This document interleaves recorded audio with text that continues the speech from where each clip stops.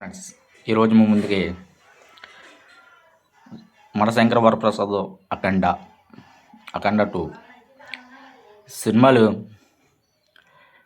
Box office ఎంత వచ్చింది, business ఎంత, బడ్జెట్ ఎంత, ఏ సినిమా ఎక్కువ లాభాల్లో ఉన్నది అని ఒకసారి చూద్దాం. ఇది ప్యూర్ ఒరిజినల్ అండి. అది తర్వాత కామెంట్లు పెడితే నాకు సంబంధం లేదు. ముందు మనశంకర వరప్రసాద్ చూద్దాం అండి. మనశంకర వరప్రసాద్ బడ్జెట్ 200 to 250 కోట్లు అండి. ఎక్కడ చెక్ చేసుకున్నా పర్లేదు. 250 కోట్లు బడ్జెట్ అయితే థియేట్రికల్ బిజినెస్ కేవలం 120 కోట్లు జరిగిందండి. మ్యూజికల్ రైట్స్ 7 కోట్లు, 7 to 9 అంటున్నారు. హైయెస్ట్ వేద్దాం 9 కోట్లు, అలా 129 కోట్లు జరిగిందండి. ఓటీటీ రైట్స్ G5 వాడు తీసుకున్నాడు కానీ రేట్ ఎంత అన్నది చెప్పలేదు. వీళ్ళు పార్ట్నర్షిప్ తీసుకున్నారు అన్నట్టుగా తెలిసింది. మనశంకర వరప్రసాద్ ఓటీటీలో అంటే చాలా దారుణంగా రన్ అవుతుందండి. ఇది గట్టిగా వస్తే 20-30 కోట్లు వస్తుందని అంచనా వేస్తున్నారు సినీ వర్గాలు. ఆ విధంగా చూస్తే 30 కోట్లు మనశంకర వరప్రసాద్ ద్వారా నిర్మాతలకు అందే అవకాశం ఎక్కువ ఉంది. అయ్యో మనం తక్కువ వేయలేదు. 60 కోట్లు వేస్తే 30 కోట్లు, 60 కోట్లు రావాలంటే ఇది మామూలు విషయం కాదు ఓటీటీలో. అది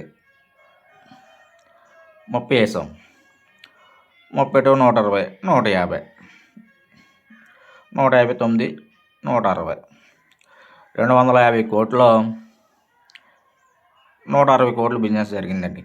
బాక్స్ ఆఫీస్ 160 కోట్లు జరిగితే అది 40, 50, 90 కోట్లు నష్టాలండి. ఆల్రెడీ 90 కోట్లు నష్టాలు సినిమా రిలీజ్కి ముందు. ఓటీటీ రేట్స్ 30 కోట్లు వేసుకోకపోతే అది ఇంకా ఏం తెలియదు కాబట్టి 120 కోట్లు ప్రజెంట్ నష్టాల్లో ఉంది మనశంకర వరప్రసాద్. దాన్ని కవర్ చేయాలంటే ఓటీటీ చాటిలైట్ రేట్స్ కవర్ చేయాలి. చాటిలైట్ రేట్స్ 15 to 20 కోట్లు ఆఫర్ వచ్చిందని తెలిసింది స్టార్మా. చూడాలి మరి ఏమవుద్దాం. మీకు తెలిసిన ఇన్ఫర్మేషన్ ఏమైనా ఉంటే నాకు కింద కామెంట్ చేయండి, తప్పేం లేదు. ఇందులో చాలామంది నా సబ్స్క్రైబర్స్లో చిరంజీవి ఫ్యాన్స్ ఉన్నారు కాబట్టి నేను గూగుల్లో ఎక్కడ ఎదికినా ఓటీటీ కానీ శాటిలైట్ రైట్ కానీ మనశంకర వరప్రసాద్ గారు కొనున్నట్టు చూపించలేదు. మీకు తెలిస్తే చెప్పండి. ఆ విధంగా 250 కోట్లు బడ్జెట్ అయితే 160 కోట్లు జరిగింది.